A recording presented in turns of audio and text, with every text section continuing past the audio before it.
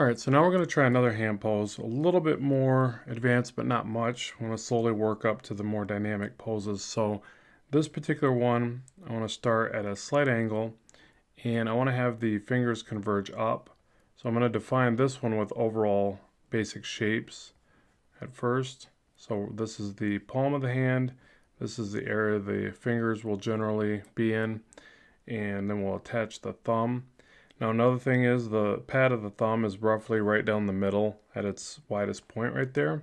So it's said to be lined up to the middle finger. So again, taking note of any of these little relationships and positionings will help you. We'll attach the thumb with a couple primitive shapes like this. So there's our starting point. You know, less than perfect obviously, but it gets us going. And then we'll attach the hand or the wrists, something like that. Okay, so now it'd be real easy for me to just go up here and maybe do something like this. Okay, and call that a hand. Pretty boring, pretty basic, obviously. So, and that's not really how a hand would look. So what we have to do is think past that and go, okay, we know that the fingers are all gonna kind of take upon their own direction, even if ever so slightly. And then we know that the middle finger is the largest. Maybe we put a little bit of separation from the middle finger to the pointer, something like that. Then maybe these other fingers start to curve inward a bit. So you'll see that a lot with the hand, that even in relaxed gestures, that it just kind of, starts to fold in a little bit. So we'll get that pinky on an angle like that. And you can see that even as quickly as that, it looks a bit more interesting. It looks a lot more alive than that first sketch. And that's really where drawing by comparison is so important, because it makes you kind of realize those things, especially when you sit them side by side. You go, oh, I can definitely see why one looks realistic and the other one looks poorly drawn. So that's something you want to practice doing, is just noticing those little differences like that. Now, to me, the fingers don't look long enough by comparison to the thumb. So I'll probably just let's try grabbing it right through the middle here and just bringing this up. Something like this. Now, if I wanted to check the work too, I could take the middle finger and actually let me give it a bottom line to show you where I feel it's ending. Something right there. And again, we've got this kind of point right there, and then we've got these relationship curves, and then the point again, like that. So let's say that this is the length of our middle finger, and you can see it's roughly the length or the height or whatever of the base of the hand, the palm of the hand. So it's right about there. It could probably even stand to come down a little bit more as we start to detail the pads of the hand. So the other thing is that when you're drawing the connection point of the fingers to the hand, that you make sure to draw, kind of this line almost that goes across the line that comes down. So you'll see a lot of people will draw fingers and they'll just have the fingers come down, wrap right up to the next finger, come down, wrap right up to the next finger, and it starts to look like a rubber glove or something. It just doesn't look accurate.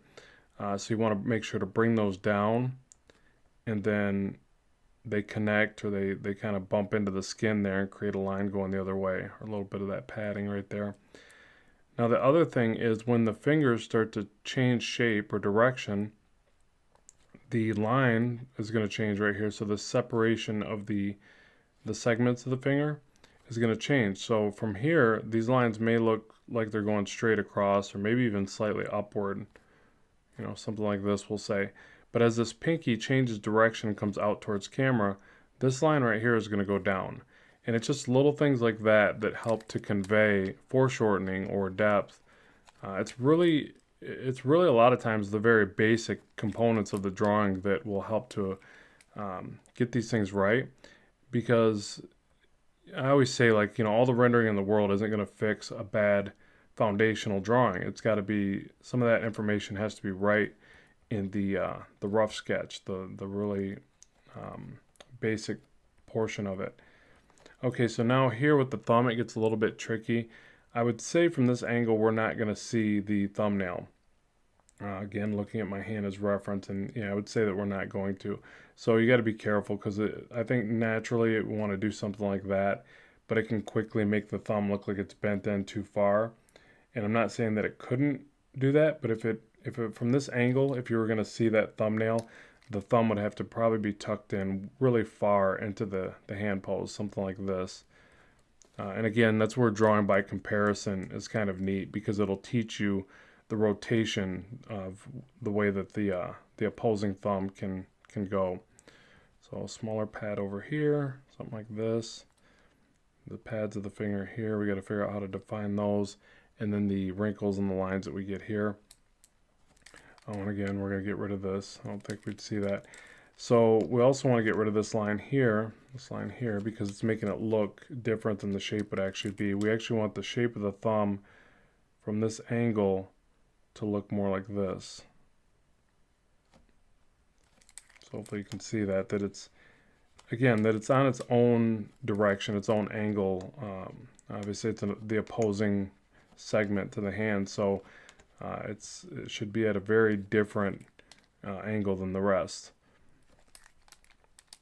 And I'll try to illustrate it further as we go, but there's also a really great relationship that you need to pay attention to from the pinky to the thumb. A good one to draw is where you connect you hold your pinky and thumb together and draw that, because there's a definite relationship in the way those two work together. Alright, so I'll soft erase this back, try to correct it and clean it up a bit, and then we'll move on to our next pose.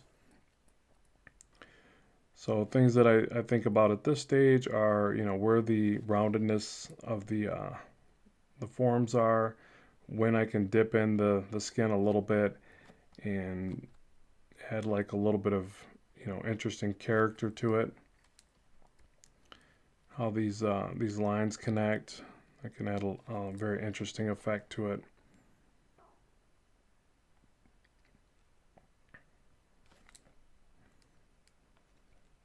Another thing right here is where, when you draw connection points, to show even the slightest bit of overlap. So what I like to do here is really show this kind of coming up and connecting past the wrist right there.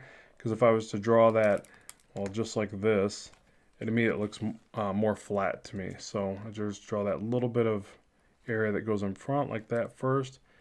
Making sure not to trace everything, not to overly define every line. And changing line weight as I go here. And this one's a bit more difficult for me because I keep wanting to look at my hand, and I'm left-handed, and this would be me drawing a left hand. So you can imagine my dismay. But we'll just persevere through that.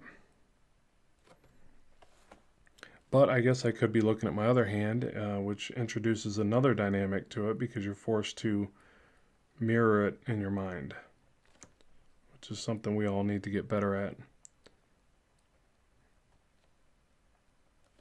So again, I'm trying to make sure that each one of these fingers look a bit different from one another in proportion. I'm also studying the differences on where the segments to the fingers align, like this.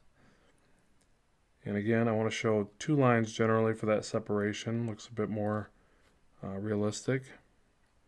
You actually even get two lines down here, so to get those segments properly in place. And again, I am fighting the urge. I keep drawing the pinky too large. So it is going to appear a little bit larger based on foreshortening, because it's coming in front of the other finger. But it's still, significantly smaller than the rest of the fingers, so I have to make sure to get that in place. Now the other thing I will point out is when you get to this point and you're drawing even these segments and these divides right there, like anything else with the body, just really fight the urge to make them all look identical. It's such a simple thing, and I keep reiterating it, obviously, but it makes such a world of difference in your illustrations when you just fight that urge to make everything look overly symmetrical, overly even, overly repetitive. So just try to remember that and fight that as you progress through your work. And then, as we render, we can really fix a lot of those overly repetitive things as well. And I think I got that wrist a little too small. Okay, so I won't get too far into this because this isn't entirely about rendering the hand as much as it is about learning how to construct the poses and what to look for. Okay, so there's our next pose right there. And now let's go to something a little bit more. As I scale this down, I always seem to see flaws as I scale it down, and I really don't like the way that I brought the hand in too far here. So let's try bringing this shape out.